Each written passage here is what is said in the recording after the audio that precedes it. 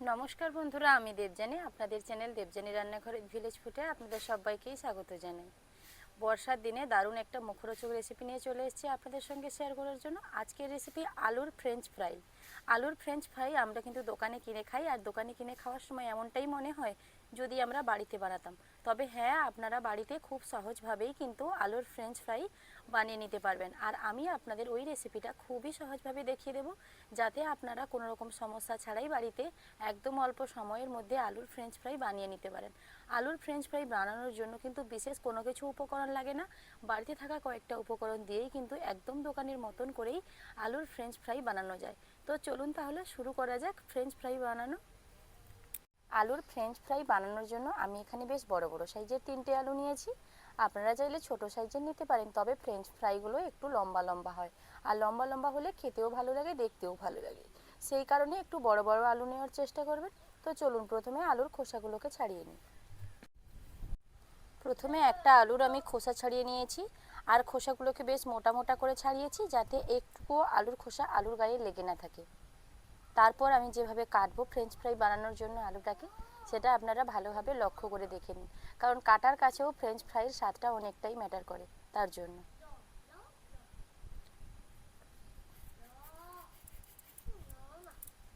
এই আলুটাকে আমি 3টে ভাগে ভাগ করব,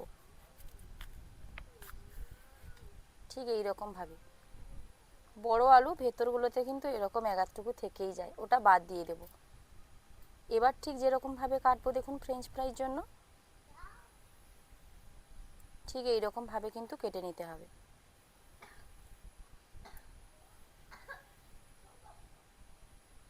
ফ্রেঞ্চ ফ্রাইয়ের আলুগুলো কিন্তু ঠিক এরকম হয়। কেটে নিয়েছি, এইবার জলের মধ্যে দিয়ে দেব। আবার একটা আলু নিয়ে আলুর খোসা ছাড়িয়ে নিচ্ছি। আর কীরকমভাবে আলুর খোসাটা ছাড়াচ্ছি নিশ্চয়ই সেটা আপনারা দেখেই বুঝে নেবেন।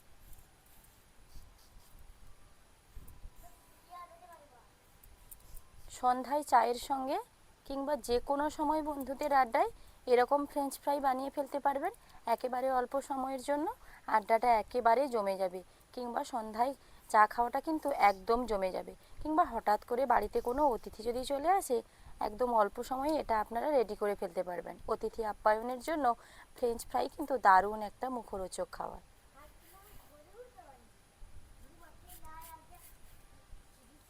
ফ্রেঞ্চ ফ্রাই বানানোর জন্য যে 3টে আলু নিয়েছিলাম, 3টে আলু কিন্তু কেটে নিয়েছি।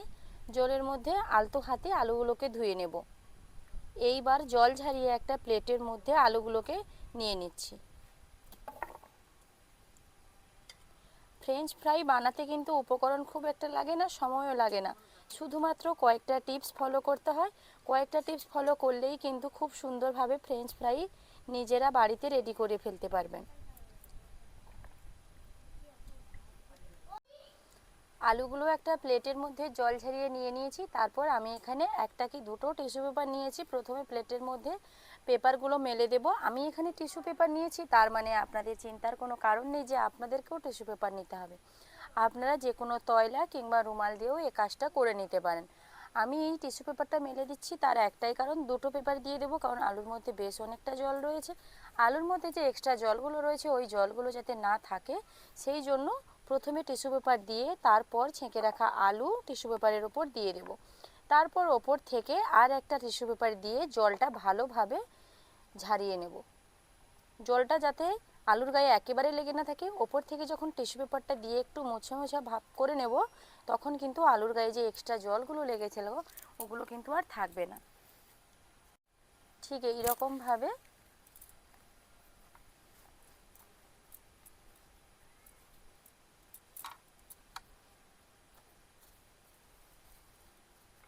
আর একটা পেপার নিয়ে নেব। প্রথমে একটা পেপার দিয়ে আমি মুছে নিয়েছিলাম ওপর দিয়ে, আবার একটা পেপার দিয়ে জলটা কিন্তু মুছে নিচ্ছি। দেখুন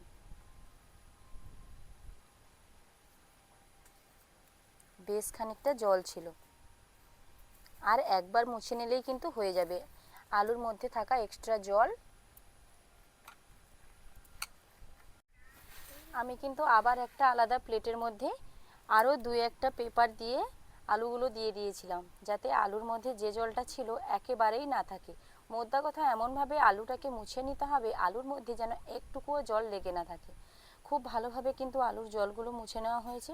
এইবার একটা বড় পাত্র নিয়েছি, তার মধ্যে এই যে আলুগুলো, জল ঝরানো আলুগুলো নিয়ে নেব। আর আলুগুলো দেখে নিশ্চয়ই আপনারা বুঝেছেন যে এক ফোঁটাও জল কিন্তু আলুর মধ্যে আর লেগে নেই। দেখুন,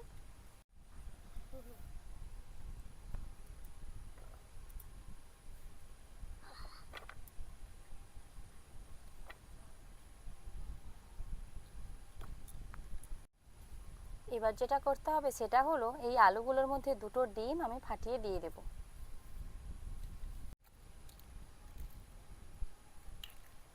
প্রথমে ভেবেছিলাম আমি দুটো ডিম দেব, কিন্তু না, আমি এখানে 3টে ডিমই দিয়ে দেব।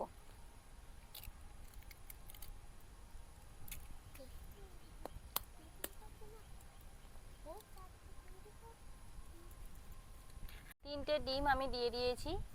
এইবার দিয়ে দেব আলুতে পরিমাপ মতো লবণ। এইবার দিয়ে দেব কাশ্মীরি লঙ্কার গুঁড়ো। এইবার দিয়ে দেব লাল লঙ্কার গুঁড়ো ঝালের জন্য। এইবার আমি এখানে কিছুটা চাট মশলা ব্যবহার করব।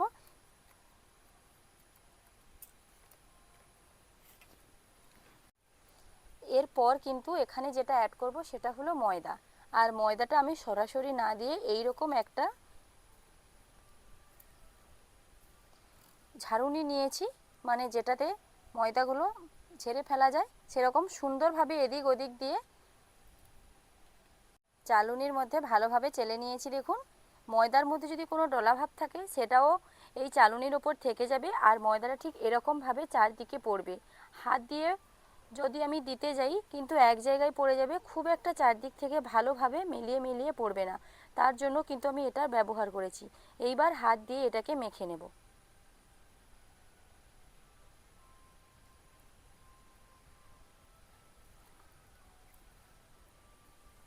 খুব ভালোভাবে হাত দিয়ে মেখে নিতে হবে যাতে সব উপকরণ আলুর গায়ে সুন্দর লেগে যায়।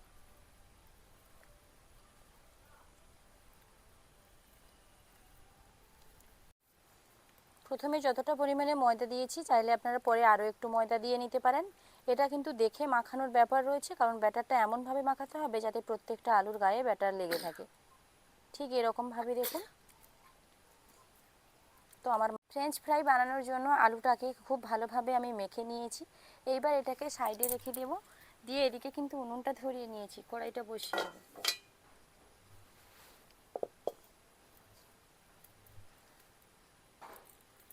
এইবার কড়াইয়ের মধ্যে দিয়ে দেব সাদা তেল। ফ্রেঞ্চ ফ্রাই ভাজার জন্য আমি তেল দিয়ে দিচ্ছি।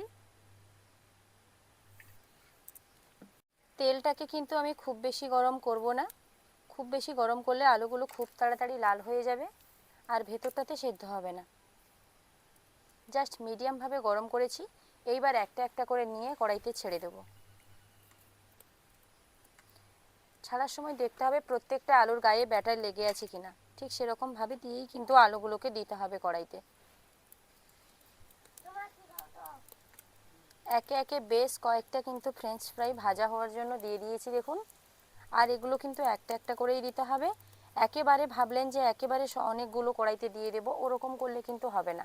একটা একটা করে দিয়ে বেশ কয়েকটা একসঙ্গে ভেজে নিতে হবে। এইবার এগুলোকে মিডিয়াম আঁচে একদম লালচে লালচে কালার করে ভেজে নেব।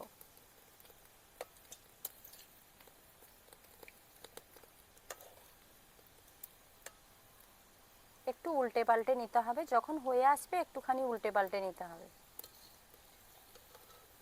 প্রথম দিকটা হওয়ার জন্য সময় দিতে হবে, তারপর এরকমভাবে একটু উল্টে নিতে হবে। বেশ কিছুটা সময় নিয়ে একেবারে মিডিয়াম আঁচে ফ্রেঞ্চ ফ্রাইগুলোকে ভেজে নিয়েছি দেখুন। চলুন এইবার তেল ঝারিয়ে নিয়েছি, একটা প্লেটের মধ্যে নামিয়ে নিই। যে কয়েকটা বাকি আছে আমি আবারও একবার দিয়ে দিচ্ছি।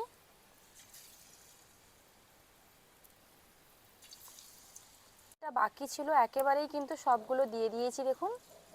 এইবার এগুলোকে ভেজে নেওয়ার পালা। লাস্ট যে ফ্রেঞ্চ ফ্রাইগুলো ভাজা বাকি ছিল সেগুলো কিন্তু ভাজা হয়ে গেছে। তেল ঝারিয়ে প্লেটের মধ্যে নামিয়ে নেওয়ার পালা।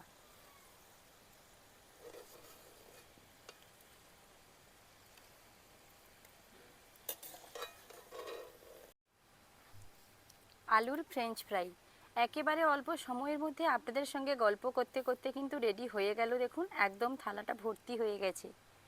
এই রকম আলুর ফ্রেঞ্চ ফ্রাই আর একটুখানি সসের সঙ্গে সকাল কিংবা বিকাল যে কোনো সময় যদি আপনারা বানিয়ে ফেলেন, সময়টা কিন্তু একেবারে জমে যাবে, মানে ভীষণ মজাদার হয়ে উঠবে ওই সময়টা। কারণ ফ্রেঞ্চ ফ্রাইগুলো খেতে ভীষণই ভালো লাগে। আর বিশেষ করে আজকের ফ্রেঞ্চ ফ্রাইগুলো দেখুন একেবারে দোকানের মতন করেই রেডি হয়েছে। আর একটা আমি আপনাদের ভেঙে দেখাচ্ছি ভেতরটা ঠিক কীরকম হয়েছে। এই দেখুন, ভেতরটাতে আলু রয়েছে আর চারদিকে ডিম আর ময়দার কোট রয়েছে। তো চলুন, এই ফ্রেঞ্চ ফ্রাই রেসিপি আপনাদের ঠিক কীরকম লাগলো কমেন্ট করে জানাতে ভুলবেন না। দেখা হচ্ছে আবার নতুন কোনো রেসিপি নিয়ে। ততক্ষণ সুস্থ থাকুন, ভালো থাকুন। ভিডিওটা এখানেই শেষ করছি। টাটা।